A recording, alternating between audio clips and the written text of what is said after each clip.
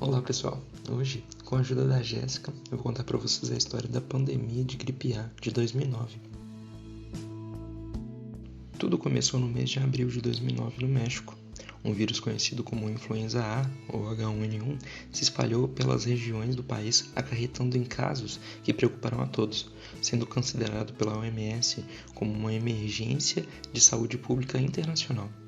A partir disso, foram notificadas novas infecções em todas as partes do mundo, como nos Estados Unidos, na Europa, na Austrália e na América do Sul.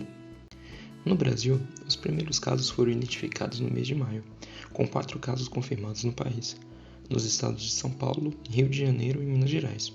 Porém, pouco depois, novos casos foram identificados em outros estados. O Ministério da Saúde registrou 2.060 óbitos na população brasileira e 95.734 casos notificados. A região com maior índice foi a Sul, seguida da Sudeste, Nordeste, Centro-Oeste e Norte, com o menor número de casos em relação às outras. É importante ressaltar que o vírus influenza já tinha sido identificado nos anos de 1918 a 1919 como causador da gripe espanhola, considerada a pandemia mais relevante do século, já que teve o maior índice de mortes na história das doenças.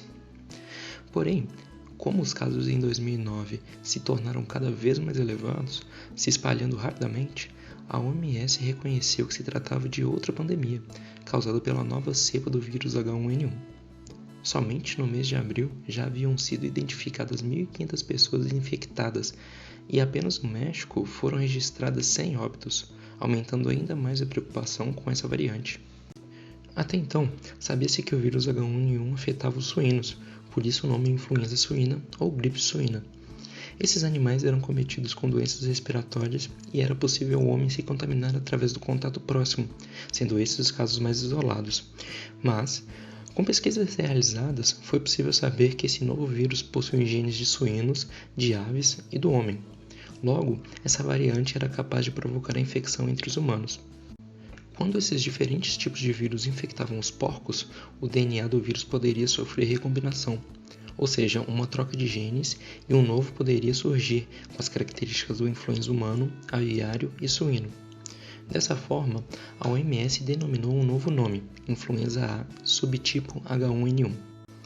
Dentre os sintomas relatados pelas pessoas com a doença, eram recorrentes a tosse, febre, irritação na região da faringe, náusea e diarreia.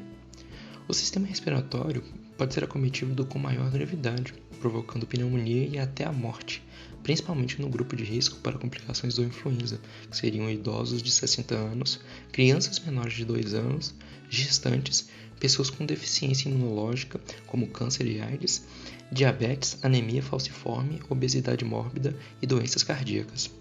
Apesar disso, a maioria dos casos de doenças relatados eram em jovens e adultos de meia idade previamente saudáveis, devido a uma maior exposição do vírus neste público.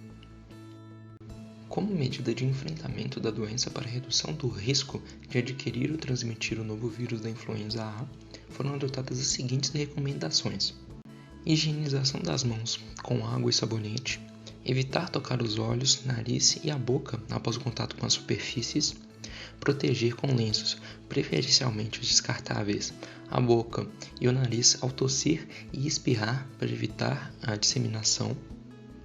Indivíduos que sejam casos confirmados ou suspeitos devem evitar entrar em contato com outras pessoas suscetíveis e, caso isso não seja possível, usar máscaras cirúrgicas.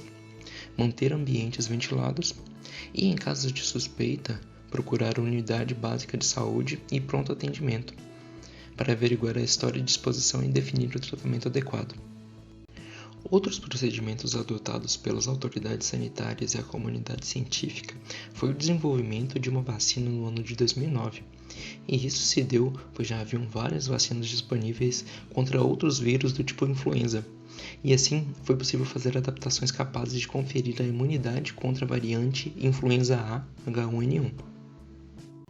A vacina ficou disponível em novembro do mesmo ano, quando o número de casos já estavam decaindo em todo o mundo devido a um tratamento intensivo com medicamento antiviral e medidas profiláticas.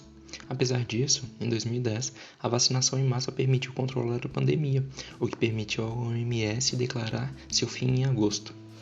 Por ser a primeira pandemia do século XXI, muitas dúvidas durante seu período de duração surgiram, principalmente por se tratar de uma nova variante.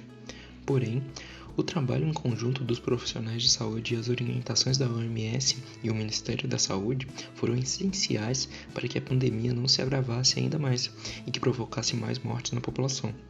O trabalho desenvolvido foi de extrema competência, pois contribuiu aos usuários os melhores tratamentos, e a adoção de medidas preventivas favoreceu a não disseminação da gripe influenza A, H1N1. E assim chegou ao fim a nossa história. Obrigado pela atenção e até a próxima.